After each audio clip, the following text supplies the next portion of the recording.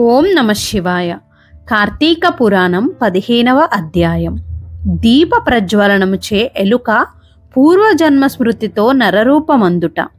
అంతట జనక మహారాజుతో వశిష్ఠ మహాముని, జనక, కార్తీక మహత్యం గురించి ఎంత వివరించినను పూర్తి కానేరదు.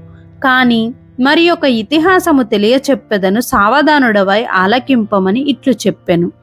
ఈ మాసమున హరినామ సంకీర్తనలు వినుట చేయుట, శివకేశవుల వద్ద దీపారాధనను చేయుట, పురాణమును చదువుట లేక వినుట, సాయంత్రము దేవతా దర్శనము చేయలేని వారు కాలసూత్రమనడి నరకమునబడి కొట్టుమిట్టాడుదురు. కార్తీక శుద్ధ ద్వాదశి దినమున మనసారా శ్రీహరిని పూజించిన వారికి అక్షయ పుణ్యం కలుగును. శ్రీమన్నారాయణుని గంధపుష్ప అక్షతలతో పూజించి ధూపదీప నైవేద్యములు ఇచ్చిన ఎడల విశేష ఫలం పొందగలరు. ఈ విధముగా 4 రోజులు విడువక చేసిన ఎడల అట్టివారు దేవదుందుబులు మ్రోగుచుండగా విమానమెక్కి వైకుంఠమునకు పోవుదురు. 4 రోజులు చెయ్యలేని వారు కార్తీక శుద్ధ త్రయోదశి, చతుర్దశి, పౌర్ణమి రోజులందైనా నిష్ఠతో పూజలు చేసి ఆవునేతితో దీపమునుంచవలెను. ఈ మహాకార్తీకములో ఆవుపాలు పితికినంతసేపు మాత్రము దీపముంచిన ఎడల మరు జన్మలో బ్రాహ్మణుడుగా జన్మించును. ఇతరులు ఉంచిన దీపము ఎగద్రోసి వృద్ధి చేసిన ఎడలను లేక ఆరిపోయిన దీపమును వెలిగించినను అట్టి వారల సమస్త పాపములు హరించును. అందులకు ఒక కథ కలదు, వినమని వశిష్ఠుల వారు ఇట్లు చెప్పుచున్నారు. సరస్వతి నదీ తీరమున శిథిలమైన దేవాలయం ఒకటి కలదు. కర్మనిష్ఠుడనే దయార్థ హృదయుడగు ఒక యోగి పుంగవుడు ఆ దేవాలయమున వద్దకు వచ్చి కార్తీక మాసమంతయు అచటనే గడిపి పురాణ పఠనము చేయు తలంపురాగా ఆ పాడుబడి ఉన్న దేవాలయమును శుభ్రముగా ఊడ్చి నీళ్లతో కడిగి బొట్లు పెట్టి పక్క గ్రామమునకు వెళ్లి ప్రమిదలు తెచ్చి దూదితో వత్తులు చేసి 12 దీపములుంచి స్వామిని పూజించుచు నిష్ఠతో పురాణము చదువుచుండెను. ఈ విధముగా కార్తీక మాసం ప్రారంభము నుండి చేయుచుండెను. ఒక రోజున ఒక మూషికము ఆ దేవాలయములో ప్రవేశించి నలుమూలలు వెతికి తినడానికి ఏమీ దొరకనందున అక్కడ ఆరిపోయి ఉన్న వత్తిని తినవలసినదేనని అనుకుని నోట కరుచుకొని పక్కనున్న దీపం వద్ద ఆగెను.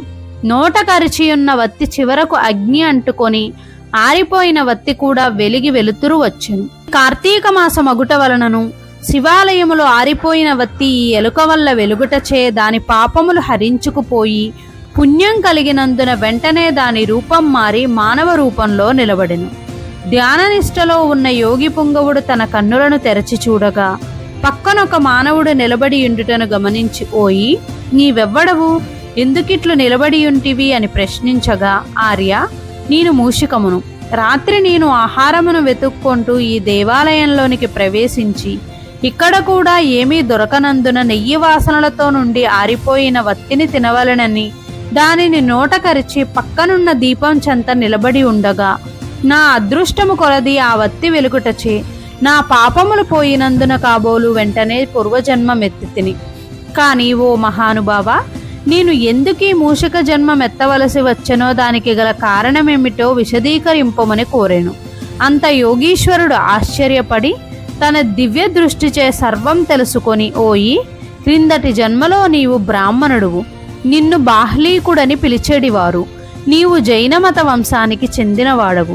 నీ కుటుంబాన్ని పోషించుటకు వ్యవసాయము చేస్తూ ధనాసపరుడై దేవపూజలు నిత్యకర్మలు మరచి నీచుల సహవాసం వలన నిషిద్ధాన్నము తినుచు మంచివారులను యోగ్యులను నిందించుచు పరుల చెంత స్వార్థచింత గలవాడై ఆడపిల్లలను అమ్ము వృత్తి చేస్తూ దాని వల్ల సంపాదించిన ధనాన్ని కూడబెట్టుచు సమస్త తినుబండారములను కడు చౌకగా కొని తిరిగి వాటిని ఎక్కువ ధరకు అమ్మి అటుల సంపాదించిన ధనము నీవు అనుభవించక ఇతరులకు ఇవ్వక ఆ ధనం భూస్థాపితం చేసి పిసినారివై జీవించినావు. మరణించిన తరువాత ఎలుక జన్మమెత్తి వెనుకటి జన్మ పాపం అనుభవించుచుంటివి. నేడు భగవంతుని దగ్గర ఆరిపోయిన దీపాన్ని వెలిగించినందున పుణ్యాత్ముడవైతివి. దాని వలననే నీకు తిరిగి పూర్వజన్మ ప్రాప్తించినది. కాన నీవు నీ గ్రామమునకు పోయి నీ పెరటియందు పాతిపెట్టిన ధనమును త్రవ్వి ఆ ధనముతో దాన ధర్మాలు చేసి భగవంతుని ప్రార్థించుకొని మోక్షము పొందమని అతనికి నీతులు చెప్పి పంపించెను. పంచదశాధ్యాయము 15వ రోజు పారాయణం సమాప్తం. స్వస్తి. ఈ వీడియో కనుక మీకు నచ్చినట్లయితే please like, share and subscribe.